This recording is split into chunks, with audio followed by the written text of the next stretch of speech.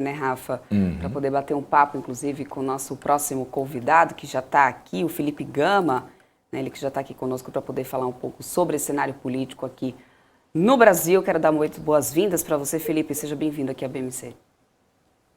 Obrigado, boa tarde, Débora, boa tarde, Rafael, todo mundo que está nos assistindo aí.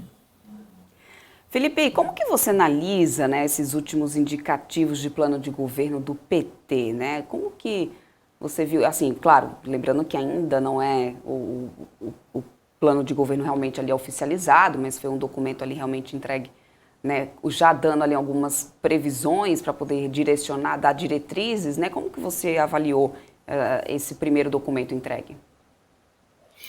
Eu vejo que é um documento de testes realmente. Eu acho que o PT fez um indicativo de algumas propostas, como revogação do teto de gastos, revogação da reforma trabalhista, justamente para ver como o mercado recebe isso, como a sociedade recebe isso e se isso impacta, de certa forma, a candidatura de Lula e Alckmin. Mas eu não imagino que isso chegue a entrar, de fato, no plano de governo, e entrando num plano de governo, eu não sei se, de fato, isso vai se tornar uma política pública no eventual governo Lula. Vejam bem que, por exemplo, o Alckmin entrou na chapa para conseguir dar uma ponte de diálogo entre o PT e mercados, setores mais conservadores da sociedade. Eu acho que são pontos que o PT aponta mais para a sua militância se manter aquecida, se manter fiel até as eleições, mas eu não sei se de fato isso vai se tornar alguma política pública efetiva. Talvez uma transformação no que é hoje considerado o teto de gastos, o que é hoje o que representa resultados da reforma trabalhista, mas eu não acho que venha de fato um decreto presidencial revogando tudo que foi construído nos últimos anos.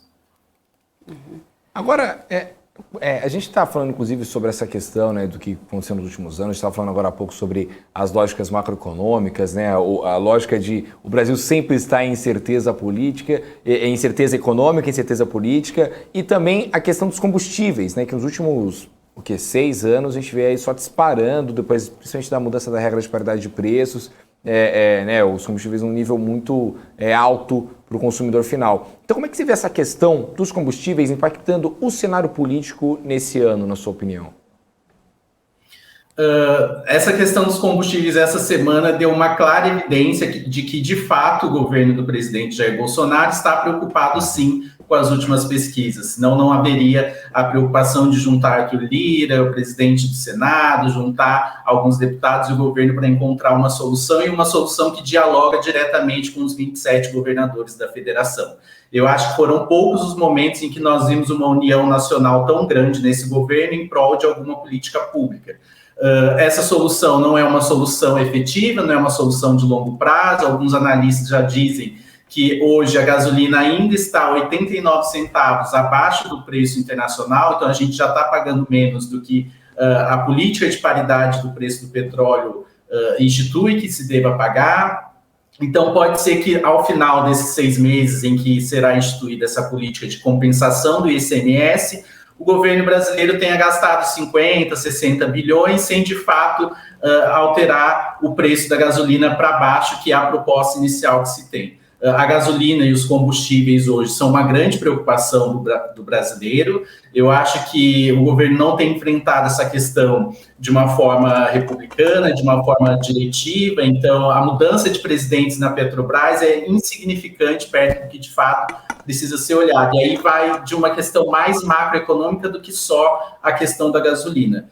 Mas já é uma resposta, é uma sinalização, já se tem aí um momento que será aí, em que isso será reproduzido na campanha como uma capacidade do governo de dar resposta às crises internas do Brasil, mas eu acho que não há ainda na mesa uma discussão clara sobre a proposta de preço do petróleo.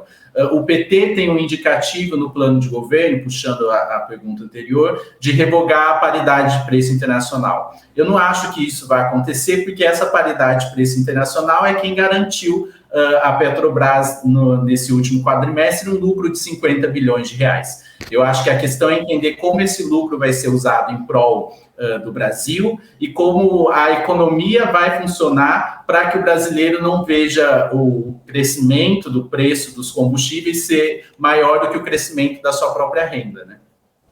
Uhum. E como que você tem também interpretado essas últimas pesquisas de intenção de voto? Você acredita que o cenário eleitoral já está desenhado ou ainda existe espaço para surpresas, né? Inclusive, daqui a pouquinho a gente vai trazer mais informações, mas foi oficializado o apoio do PSDB, né, a Simone Tebet. Então, você acredita que isso pode trazer novas surpresas? Hoje parece que não há muito espaço para ter muitas surpresas. Quase 85%, 90% dos votos estão divididos entre Lula e Bolsonaro. O apoio do PSDB à Tebet é uma surpresa. A última vez que eu estive com vocês, eu falei que nunca estivemos tão indefinidos. Eu acho que agora nós já temos uma certa definição. Até pouco tempo atrás, hoje ainda, o PSDB discutia esse apoio. Eu acho que a Simone não tem espaço de crescimento. O que eu vejo, analisando friamente os números, é que o ex-presidente Lula atingiu um teto de votos e que o presidente Bolsonaro está flutuando dentro da sua margem de erro. Tem uma última pesquisa em que ele dá uma descida maior, mas foi justamente no momento em que os preços dos combustíveis cresciam. Mas há também uma análise que se faz da questão do saldo positivo ou negativo de cada presidenciável.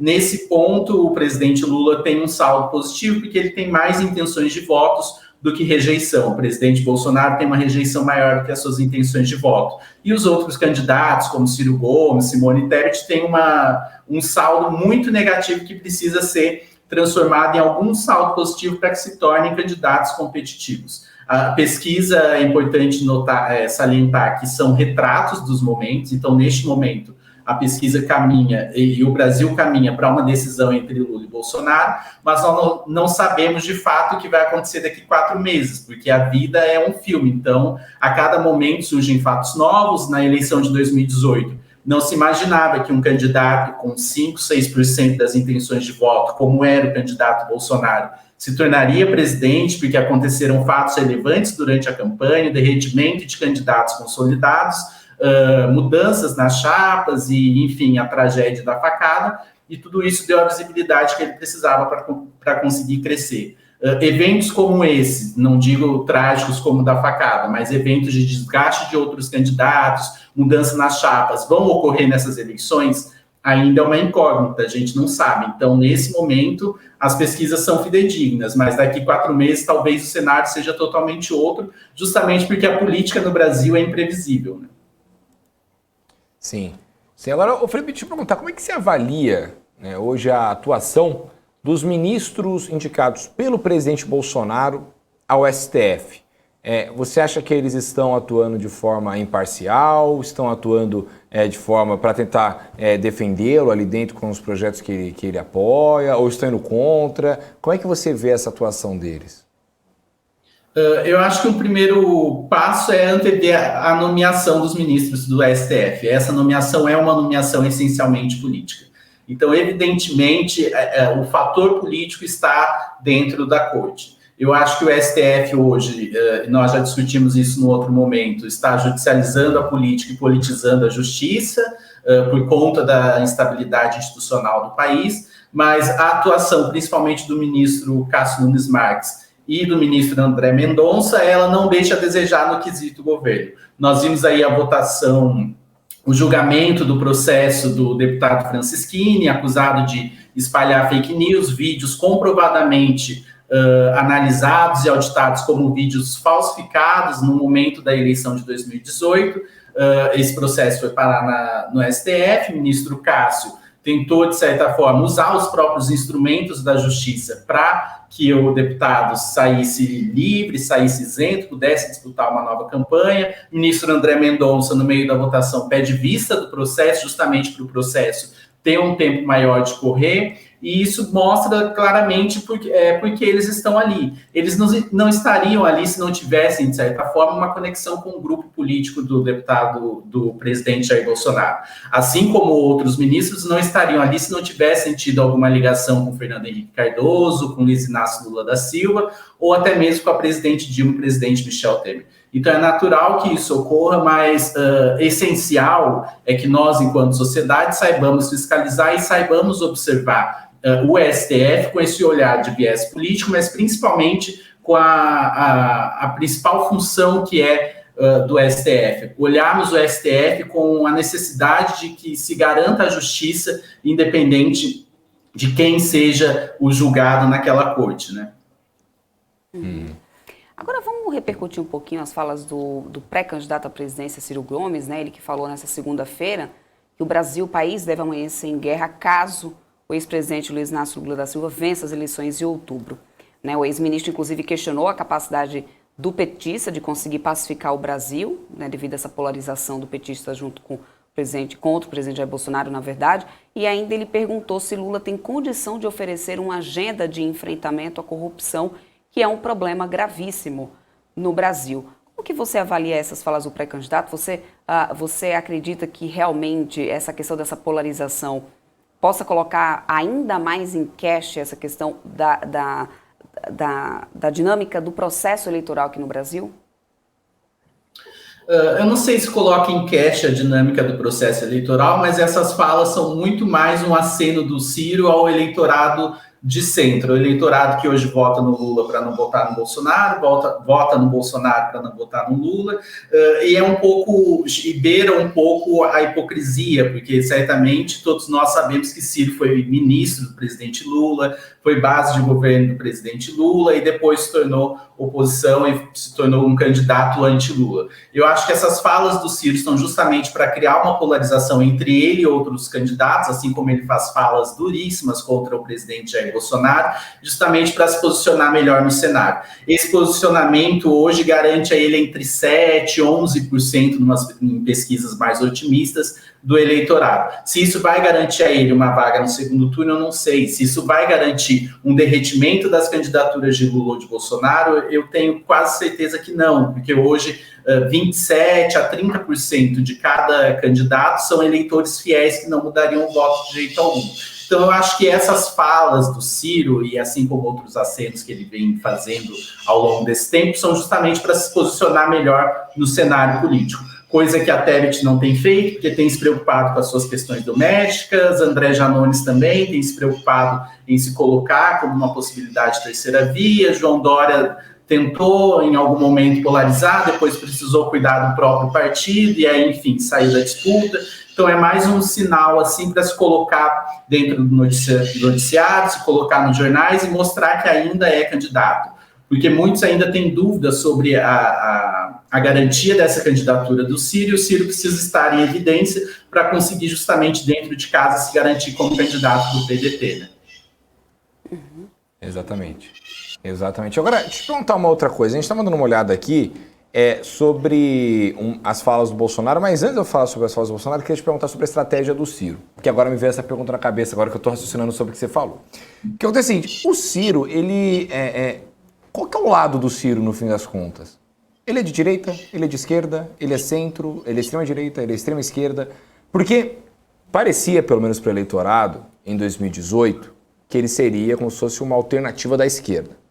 Chegou o segundo turno, ele não esteve no Brasil. Ele foi embora para Paris, e aí a esquerda ficou, cadê o Ciro Gomes? Agora, ele critica o Lula novamente, sendo que tinha tido, inclusive, rumor lá atrás de que antes do Lula ser preso, tinha tido até uma lógica de, olha, apoia a candidatura, caso eu realmente venha a ser preso, você vai com a Haddad para uma chapa única e vai disputar a eleição. As estratégias que o Ciro Gomes vem tomando desde 2018 são estratégias que, na sua opinião, são inteligentes? Porque isso não passa uma lógica meio de confusão para o eleitorado de, ele é crítico. Beleza, ele é crítico, mas ele é crítico para que lado? Ele vai lutar para que lado? Qual vai ser no fim das contas, o que as pessoas vão conseguir meio que precificar sobre o que ele está falando? Sim, isso é um desgaste para a própria imagem, né? E um dos problemas do Ciro, e os próprios aliados dizem, é o próprio Ciro, a sua espontaneidade dentro do debate político. Veja bem que em 2002 o Ciro se candidatou pelo PPS, que hoje é o Cidadania, com apoio de Antônio Carlos Magalhães, um dos bastiões da direita naquele momento. Em 2018 se lançou sozinho, mas também tentando um apoio da ACM Neto, de direita, um apoio do PT de esquerda. Então o Ciro tenta se colocar como um cara exponencialmente do centro, mas isso só causa o próprio desgaste. E eu acho que falta um pouco para a estratégia política do Ciro de olhar para a nossa história política recente. Marina Silva, em 2010, era essa candidata que tinha uma visão um pouco difusa, nem à direita, nem à frente, como ela própria dizia, chegou próximo à votação que José Serra teve e foi ao segundo turno. Em 2014, Marina Silva quase chegou ao segundo turno de novo. Em 2018, derreteu. Eu acho que o Ciro talvez esteja nesse momento de ter que se posicionar de fato para que não aconteça o efeito Marina Silva de derreter.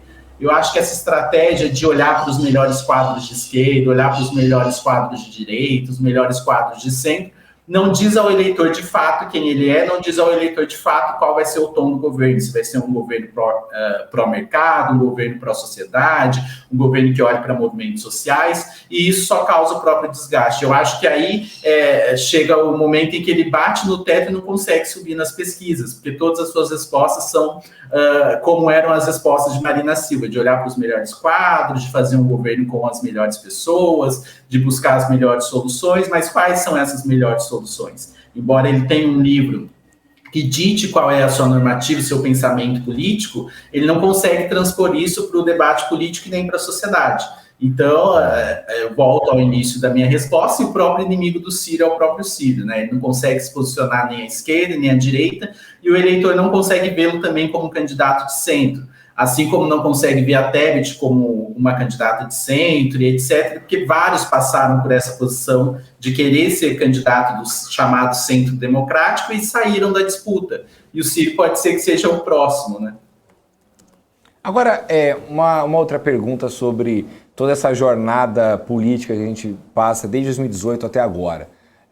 Nas eleições de 2018, o Alckmin foi um dos piores ali candidatos na hora da votação. Ele ficou abaixo, se não me engano, posso estar muito errado, mas eu acho que ele ficou atrás até do Cabo Daciolo, com todo respeito ao Cabo Daciolo. Mas era um voto ali mais ligado ao próprio meme do que a um projeto de fato de Brasil.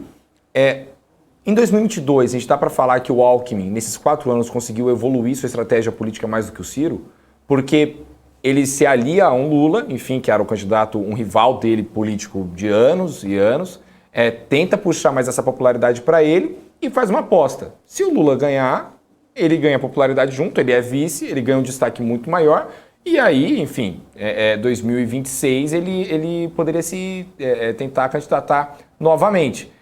Ou não, isso pode ser, na verdade, um próprio tiro no pé dele, e o Ciro, por ficar nesse jogo dele que ele sempre fica, não evoluiu, mas também não caiu no meio das contas. Eu acho que há uma evolução dos dois lados. Se a gente olhar para 2018, tentando fazer um comparativo com agora, nesse momento, por exemplo, em 2018, o Ciro tinha 3%, 4% das intenções de voto. Hoje ele tem 7%, 8%, 9%. Então ele está melhor posicionado que em 2018. Já o Geraldo Alckmin, ele foi um grande fiasco do PSDB, justamente porque o eleitorado do PSDB foi dragado pela candidatura do atual presidente Jair Bolsonaro. Eu acho que o Alckmin olhou com as coisas com maior pragmatismo. Em 2018, ele teve muito problema em arrumar a casa para ser candidato a presidente, justamente porque João Dória, um afiliado político dele, também queria ser candidato a presidente. Passada essa crise, foi candidato, perdeu as eleições, respeitou os resultados, e aí em 2020 tentou, de certa forma, articular dentro do PSDB alguns acordos para conseguir viabilizar algumas candidaturas, etc. Viu que tinha perdido espaço dentro do partido, e aí tentou também, em seguida, nas prévias, fazer Eduardo Leite ser o candidato do PSDB à presidência. Com a derrota de Eduardo Leite, ele sai com seus aliados do partido. Esse pragmatismo do Alckmin trouxe a ele algumas vantagens. Primeiro que ele estava em primeiro lugar na candidatura a governo do estado de São Paulo ano passado, nesse momento, quando surgiram as primeiras pesquisas. Então, evidentemente, se ele fosse candidato ao governo do estado de São Paulo, seja pelo PSB ou seja pelo PSD do Kassab naquele momento, ele seria um candidato competitivo, derrotaria o candidato João Dória, que seria uma massagem no ego, eu acho que seria uma reparação histórica para ele próprio. E nesse momento, o único que olhou para ele como um potencial político, uma pessoa respeitada, um sujeito republicano, democrata e que pode agregar ao governo foi o presidente Lula. Eu acho que essa junção ela foi surpreendente no início, mas se a gente olhar para a relação que Alckmin-Lula, Alckmin-Dilma tiveram, foi uma relação muito próxima, principalmente porque Alckmin foi governador do estado de São Paulo em momentos em que o estado de São Paulo precisou muito do governo federal na questão dos investimentos. Então, o Alckmin soube seguir a força das circunstâncias e acabar encontrando o espaço. Eu acho que o Ciro olhou para as forças das circunstâncias e foi buscar um outro caminho, e esse caminho parece que está sendo muito mais difícil do que era antes. Já foi oferecida a ele a vice do Haddad, ele não aceitou, em algum momento a vice do Lula, ele não aceitou, em algum momento uma candidatura ao Senado pelo Ceará, em que certamente ele seria eleito, ele também não aceitou, então ele está dando murros em pontas de faca, justamente porque o foco dele é único e somente a presidência da República. Perfeito, Felipe. Muito obrigada mesmo, viu? Obrigada pela sua participação aqui conosco, pelo seu tempo de vir trazer aqui um pouco, né, esse cenário, analisar esse cenário que não tem sido nada fácil e com certeza, né, deve ainda trazer alguns percalços aí pela frente. Muito obrigada, viu, Felipe? Tchau, tchau.